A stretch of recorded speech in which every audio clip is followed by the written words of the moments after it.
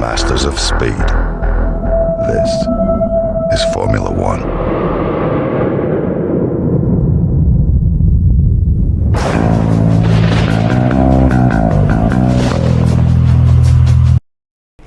Hello there, welcome to Circuit Gilles Villeneuve. We're in Canada. It's another setup video. Driving as Isaac Ajar in the old Campos Racing. Let's go and get these 3 laps done and get this setup at the end. So, you know how it goes by now. 5 red lights.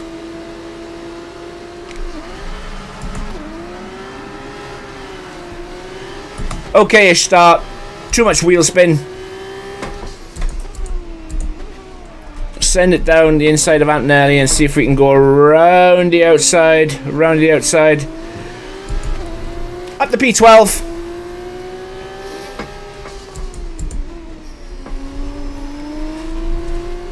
It's all looking good so far. Lap 1, turn 1. Remember, you can't win a race on lap 1 at turn 1. But this is obviously the first DRS straight. I'll explain more when we get to the setup. But just be mindful of cutting that chicane with the current setup. It can bottom out a little bit. But if that's the case, make sure you increase the ride height.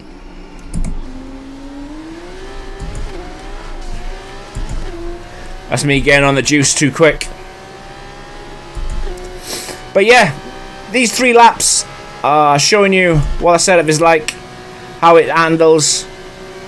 I mean, I'm not too bothered about the result because I know how fast the AI are. There's a reason why I'm on this AI, because I like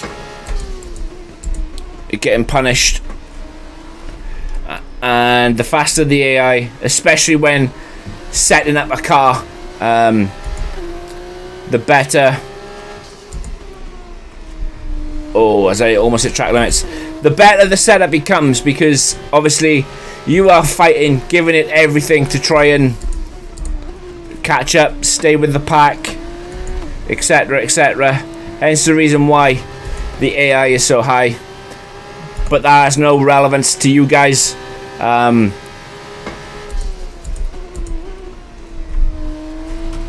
You run the AI that you can handle. Like I said, the only reason why I do it is simply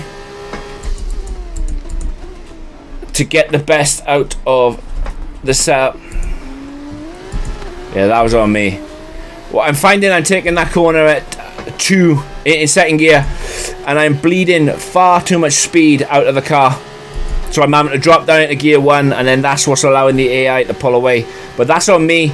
It's got nothing to do. It's not setup related. As I swear I got it. Yeah, I thought I did.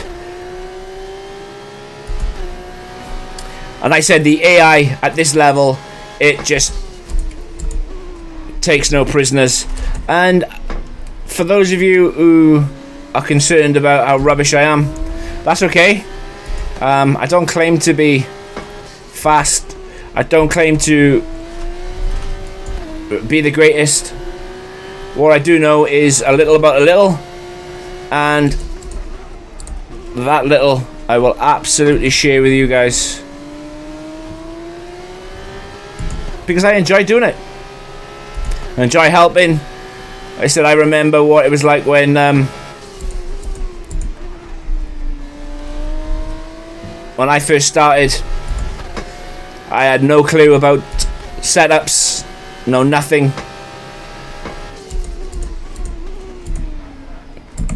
Couldn't find no help from anywhere.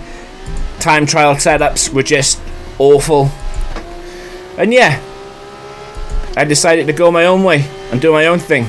But this has been 3 laps around Canada. The setup is coming next.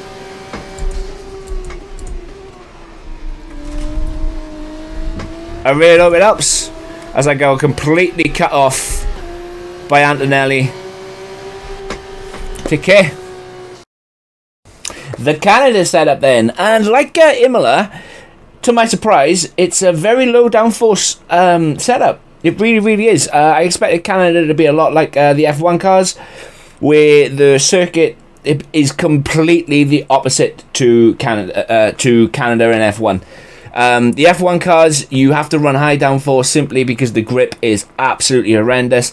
In F2, though, the grip seems to be there for days. It really, really does. You can get away with running a low downforce configuration, and it absolutely works. It really, really does. So, for the sake of this setup today, I've gone with 16 on the front and 6 on the rear.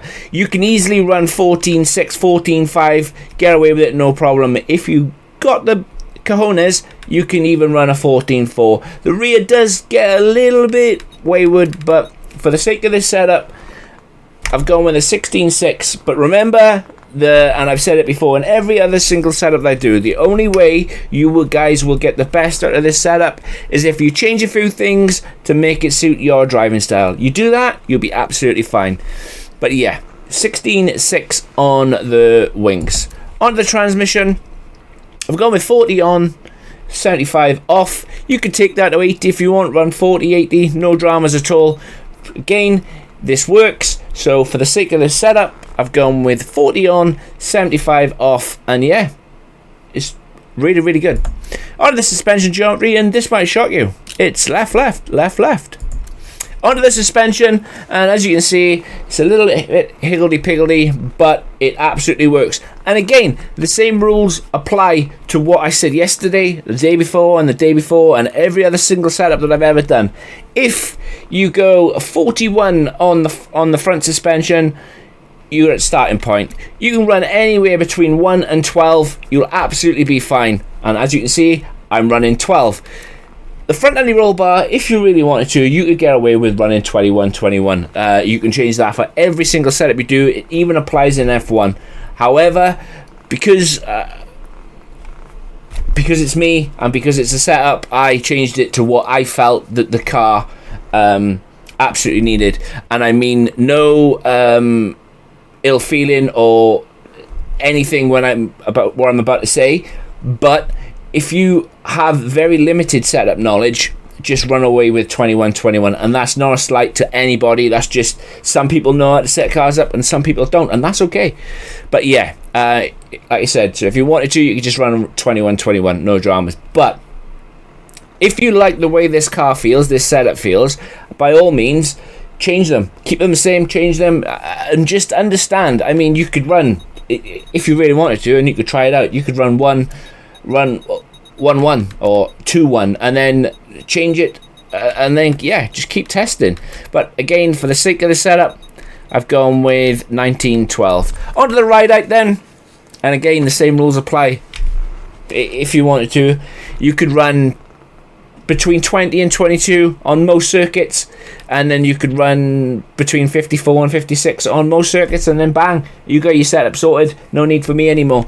But yeah, for the sake of the setup, I've gone with 20-54. Sometimes it does feel like the car is bottoming out, especially when you go over that first DRS straight. It's only a small one, and then you got the chicane under the bridge. Sometimes the car can feel like it's bottoming out. So if you need to, by all means, take this up 21, 22-ish. But for the sake of this setup, I've gone with 20-54.